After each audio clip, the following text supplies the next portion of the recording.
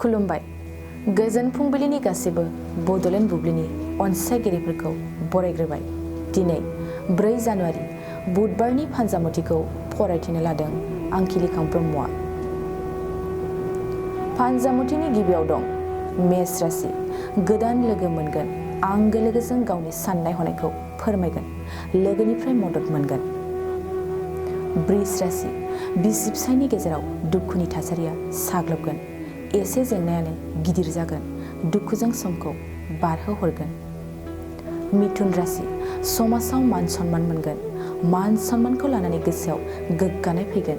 मोजां खामानि मावनो सानगोन। कर्कट राशि। खामानि मावनायाव मोजांसिन सान। थि समावनो खामानिखौ मावफुंगोन। थांखिसिम सौहैगोन। सिंह राशि। संसारनि जाल्लायाव गोग्लैगोन। बिसि फिसाखौ लानानै गोबां जिंगासिनाय फैगोन। बायदिसिना साननायजों समखौ बारहोहरनांगोन। कन्या राशि। न'खराव रां आरजिनायाव मोजां नङा। रांखावरिनि फारसे खहा जागोन। बेसेन गोसा मुवा बेसाद खहा जानो हागौ। तुला राशि। गोसो थोलायनायनि साबसिन सम। गोदान थांखिखौ गावनि अनजालिनो फोरमायगोन। हास्थायनायखौ मोनफुंनो लुबैगोन। वृश्चिक राशि। मोजां सान। न'खराव माबा मोनसे मोननो हागौ। लटारिफोर लायोब्ला मुवा बेसाद मोननायनि मिजिंआ बांसिन। धनु राशि। गोसोआव गिनाय फैगोन। गिनाय मेवनायजों खामानि मावनो हानाय नङा। गोसोआव उसाव बादाव थासारिया सोमजिगोन। मकर राशि। सांग्रां जा। हरखाब खैफोद नुजाथिनो हागौ। गारि मटर सालायनायाव बांसिन सांग्रां जानाया मोजां। कुम्भ राशि। नोंथांनि सुथुराबो नोंखौ अनफिनगोन।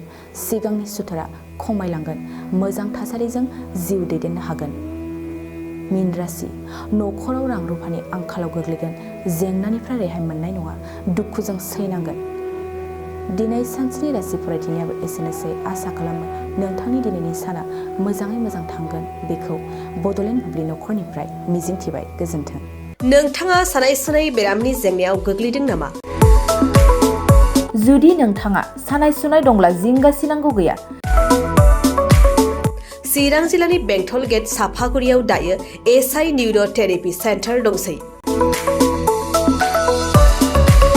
बे थेरापि सेन्टाराव नोंथाङा गोरलैयैनो देहानि सानाय सुनायखौ फाहामथाय लानो हागोन। बे आथिं सानायानो जाग्रोदों। ओमफ्राय जानाया एसे सिगांनिफ्रायनो जाखादों। ओमफ्राय बिदिनो गुबुन गुबुन मुलि जाबाबायदों। ओमफ्राय हामाखै। दिनैनि ट्रिटमेन्टआ नङा, आङो एसे मोजां मोनसिनबाय। जेरै सिं सानाय, आफादावरि सानाय, मोदोम जरा सानाय, आइजोफोरनि जेंना, खर' सानाय बायदि बेरामखौ फाहामनाय जायो।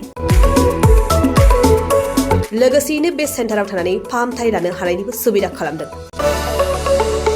नोंथांमोनहा एसआइ निउर' थेरापि सेन्टाराव फाहामथाय लानो गोसो दंब्ला नैबे मबाइल नम्बर 7620160459 नङाब्ला 9476977956 आव थोंजों सुलाद लानो हागोन।